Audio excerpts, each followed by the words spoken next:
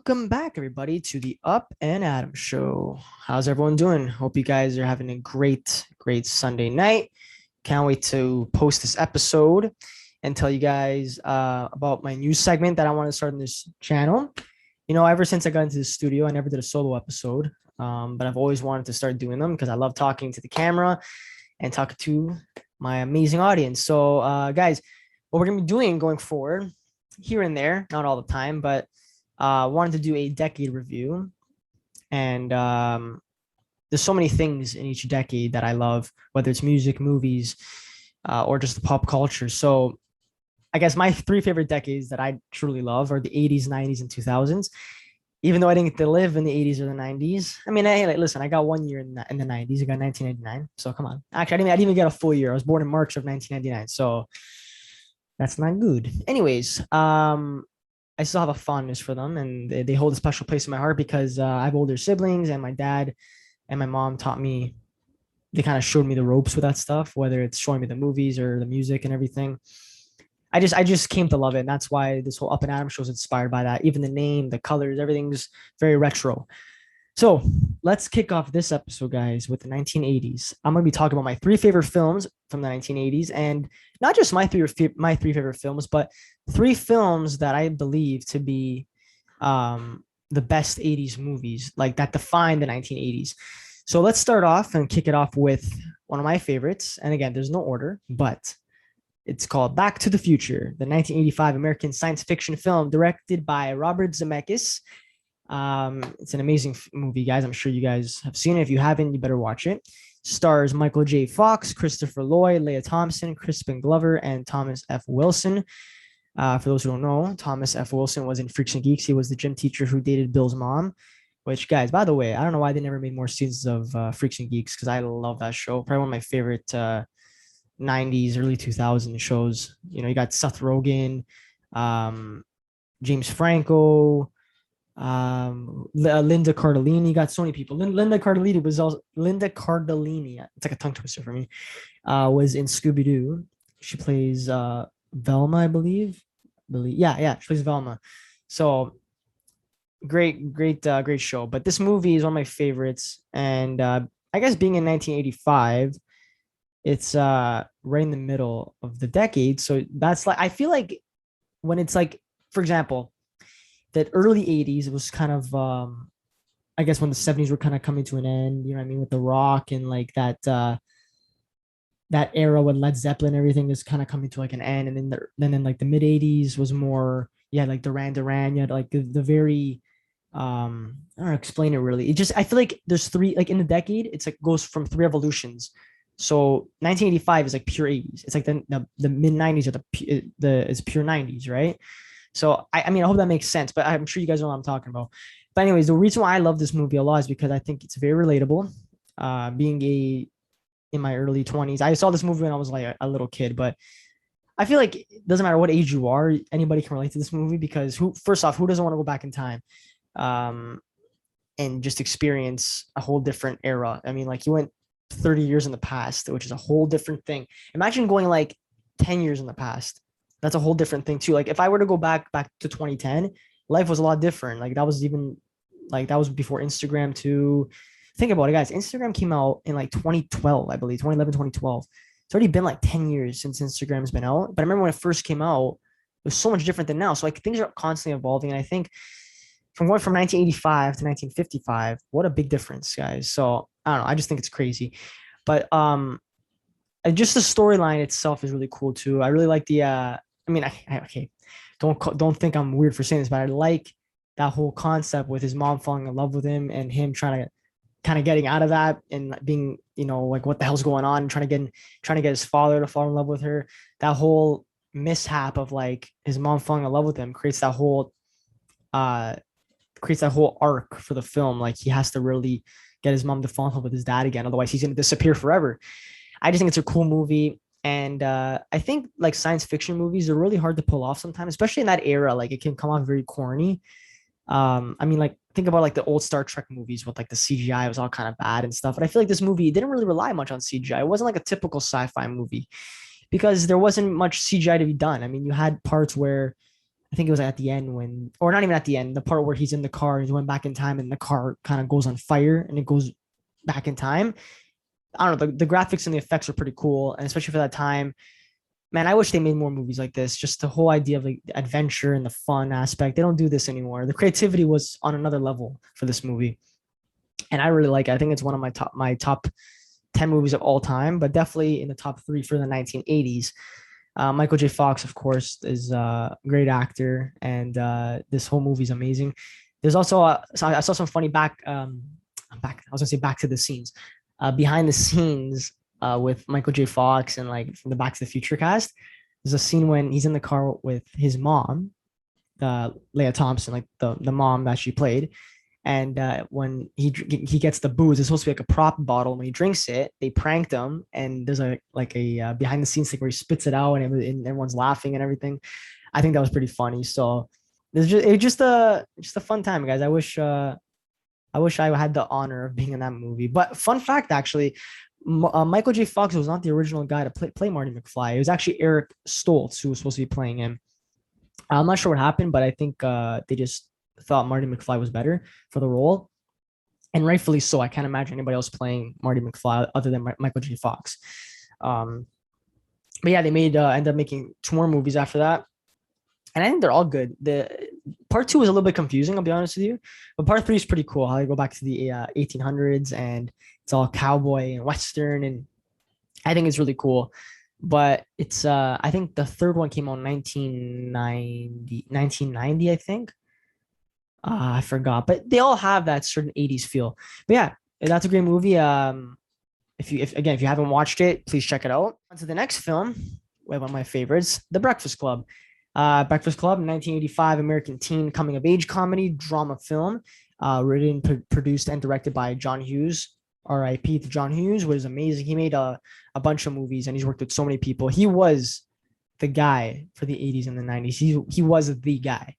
And he did so many cool things. And this movie stars obviously legends like Emilio Estevez, Anthony Michael Hall, Judd Nelson, Molly Ringwald, Ali Sheedy, and again, this is when they were all like in their teens. Yeah, Molly Ringwald, she was like already like such a big star at this time, doing 16 Candles, many other films as well. You know, back in the 80s and the 90s, if you said Molly Ringwald, like, oh, who, if you know who that is, everyone would know. She was like one of the most popular actresses of that time. John Nelson as well is someone I really like, and hopefully, fingers crossed, I can get him on my show. I think, you know what? I have to say one thing though about John Nelson. I wish he got more recognition for this role and for this movie.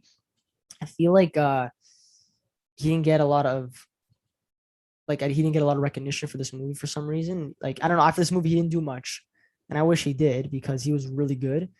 And I could be crazy, guys, and maybe I'm wrong, but he kind of looks and resembles a younger Al Pacino. I could be wrong, but he has that look. Like, I feel like he could have played Vincent Corleone in Godfather 3. I think he would have been a great character.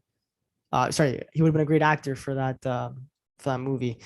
But this movie is great because the one thing I really like is that they were able to make a movie all in one setting, literally in a library, and they all have the tension. They're all from different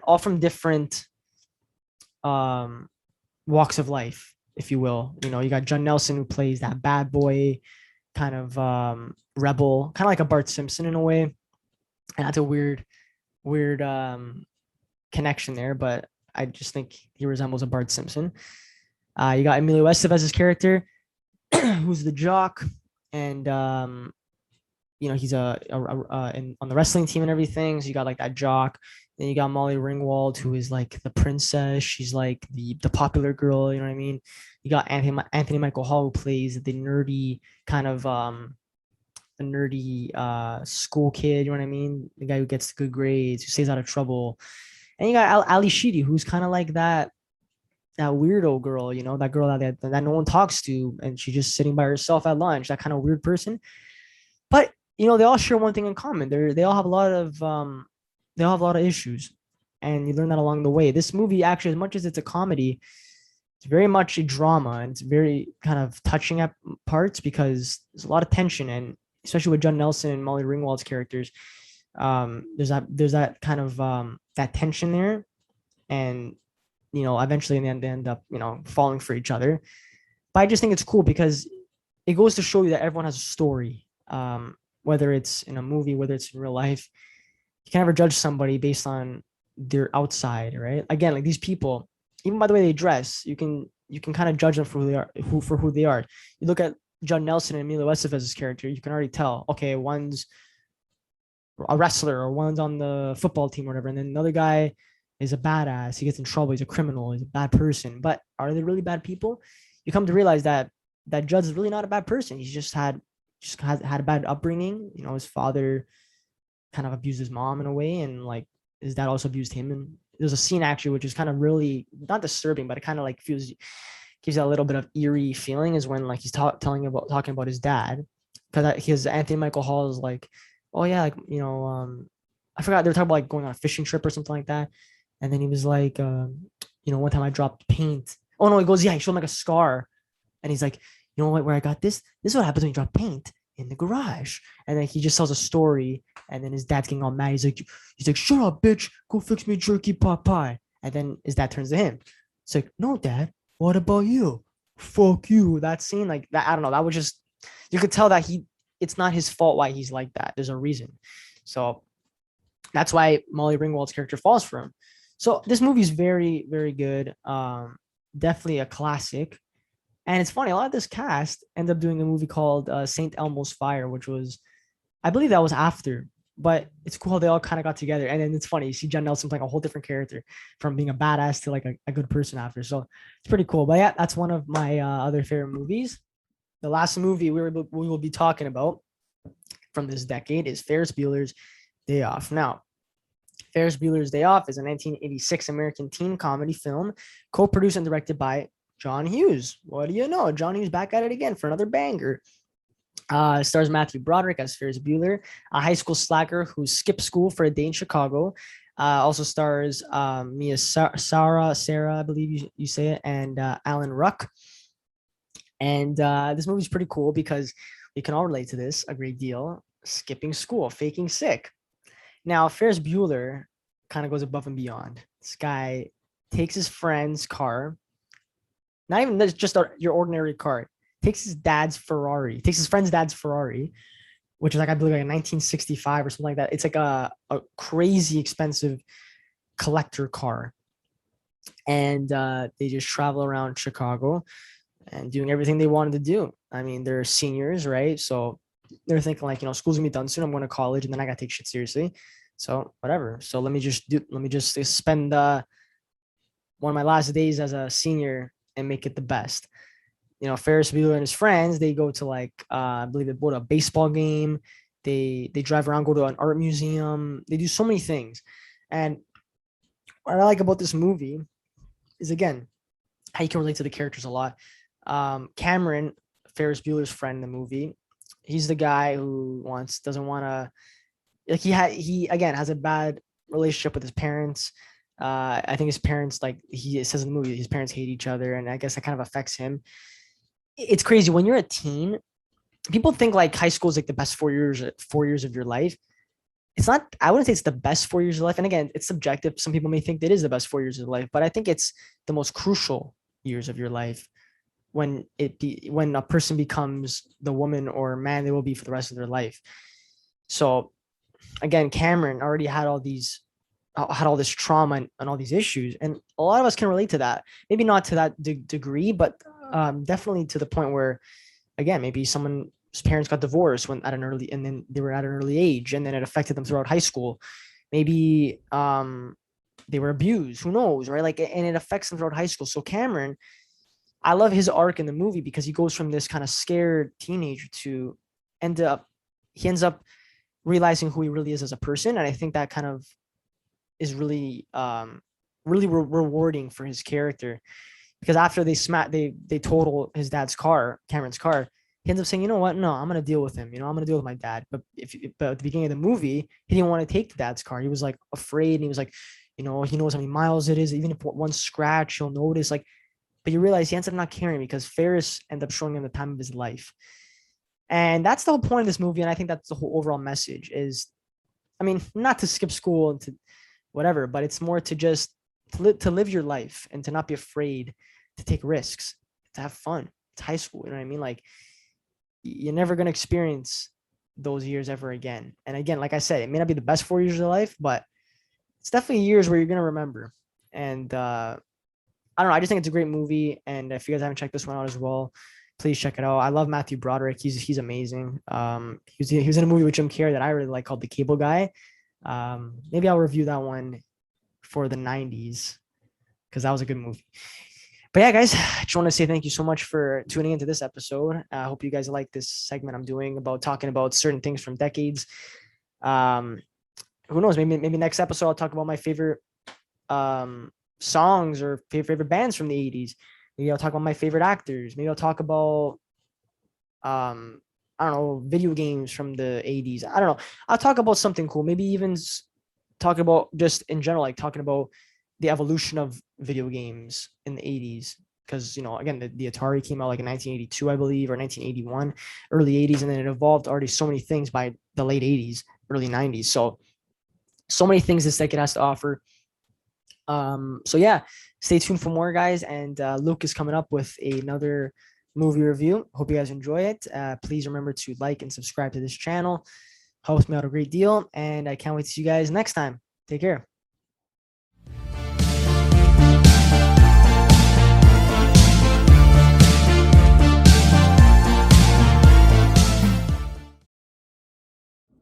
What is up, everybody? Welcome back to At the Box Office. I'm your host, Luke Smith.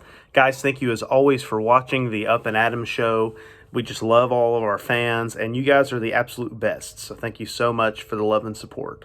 Now, this is part 3 in my little ongoing segment that I've got going on here of underrated movies. Movies that I feel like have been underappreciated or just kind of forgotten about by the public, or critics just hated, and I don't agree with their viewpoint. And today is the latter category. The film that I'm talking about is in that category. Critics hated this movie. It got nominated for many Razzies, including Best or Worst Picture. Actually, if you don't know what the Razzies are, that's referring to the Golden Raspberry Awards, which are like a reverse Oscars, where they talk about the worst movies and the worst actors and actresses and directors, and it's a fun little event they put on. I don't always agree with it. They're pretty biased, not politically, just for the types of movies that they like. But this week, I'm going to be talking about a movie that they hated, right? That the Golden Raspberries gave all kinds of bad nominations to. And this is a movie called Radio. Now, Radio came out in the early 2000s, and it stars Cuba Gooding Jr. and Ed Harris. And it's a sports movie. Now, right off the bat, I love football, and I love sports movies, especially sports dramas that are inspirational. So right off the bat, I'm kind of predispositioned to enjoy this movie more than most people. I'm not going to lie about that. That is definitely true. But what I will say, though, is I actually think this movie is pretty good. I don't love the film. It's probably like a 6 or 7 out of 10. But it's a really enjoyable sports drama that has a lot of good messages in there. Now, Cuba Gooding Jr. plays Radio, who is that Radio is the nickname of a real guy. This is a true story. He is severely mentally handicapped. He has a disability, and he becomes an inspirational figure to a local Southern high school football team. And I really like small town Southern stories, not just because I live in a small Southern town in Kentucky, but because I just feel like there's a lot to work with there. There's a lot of awesome dramatic tension that you can draw from those types of small town scenarios. And I've always enjoyed those types of films. And Cuba Gooding Jr. plays Radio. And obviously there's a big discussion about, should actors who don't have disabilities play actors with disabilities? Is it offensive? Yada, yada, yada. I'm not qualified to talk about that discussion at all. So I would definitely try to educate yourself in a way separate from here. I'm just talking about a movie that I like. And in that way, I think that Cuba Gooding Jr. is actually really good in the movie. There's a scene where his character, spoiler alert, his character's mother, who is his sole caretaker, because he's disabled, she passes away, and he's crying and he breaks down and he can't hardly function. And Ed Harris, who plays the football coach, who's kind of the main character of the film, who I really like his character, by the way, has to console him, and they have a sweet moment where Ed Harris is telling them that she's always going to be with you no matter what, even if she's not physically here. I just think it's a really sweet moment, and I think Cuba Gooding Jr. is fantastic in that moment. I'm pretty sure he won Worst Actor in a Leading Role. at the Razzie Awards. And I just, man, that just kind of ticks me off. I really think that Cuba Gooding Jr. is really good in this movie. A really solid performance. He kind of disappears into the role, and I think it's a really underrated performance by an actor. I don't always love Cuba Gooding Jr. He's been really good in some things. Obviously, Jerry Maguire won him an Oscar, and deservedly so. Jerry Maguire is fantastic, and he was amazing in it. And other things such as American Horror Story, those types of films and TV shows. I really like Cuba Gooding Jr. in those things. He's not always the best actor, but when he's given a good script, he can pull it off. And this time, I think the script for this movie was actually pretty good. And like I said, my absolute favorite character in the movie is the football coach, played by Ed Harris, who has to deal with the tension in this town. You see, if you're not from the South, you might not realize how important the high school football is in the South, particularly the Deep South, which this film is set in. And guys, it's ridiculous. Like, it's a cult, right? This town worships their high school football team. And it's a really toxic community in a lot of ways, because if one thing doesn't go their way or how they want it to, the town basically lashes out and verbally attacks and abuses the football team, primarily Ed Harris's coach. A lot of people in the town don't like him, despite him being a really good guy who just wants his team to do well. He also has his own inner demons that I'm not going to discuss, because there's a lot of stuff with his personal life in the movie that is really well done and entertaining to watch. And Ed Harris is fantastic. I actually think Ed Harris is Oscar-worthy in this film. He gives the best performance in the movie for sure. The supporting cast is good. No big names in there or anything. A lot of character actors and small-time actors and stuff, but all the acting in this movie is pretty good. It's just a really feel-good, inspirational movie, guys. There's not much more that I can say about this movie. I will say that it's directed by a guy named Mike Tolan, who has executive produced and directed some episodes of all kinds of TV shows. He produced and wrote and directed some episodes of a bunch of Nickelodeon shows in the 90s, like All That and all that stuff. I don't really know much about 90s Nickelodeon. I'm a 2000 Nickelodeon kind of guy. Drake and Josh is my jam. So, but Mike Tolan directs this movie pretty well. And it's really interesting to hear about a director like this who was primarily in television, and this is one of the only films that he's ever worked on. And, you know, for what it's worth, I think he did a pretty good job. He got nominated for Worst Director at the Razzies, which, again, I don't understand. You know, the Razzies, it's almost like a joke ceremony, but they kind of go overboard sometimes and just hate a movie because the public hates it. And like I said, public reception to this movie was actually pretty good. It has a pretty high score on Metacritic as far as the audience score goes. But the critic score, not so much. Critics hated this movie. I don't understand why. If you want to watch a cheesy, overly sentimental, but really well made and well acted and heartfelt football drama movie, then go ahead and check Radio out. It's fun and it's based on a true story. And I don't know. I just really like this movie. It just puts me in a good mood. What can I say? So, guys, that is going to do it for this episode of At the Box Office. Be on the lookout for more episodes of At the Box Office and the Up and Adam Show out Sundays at 8 o'clock. Thank you all for watching. You all are the absolute best. See you guys.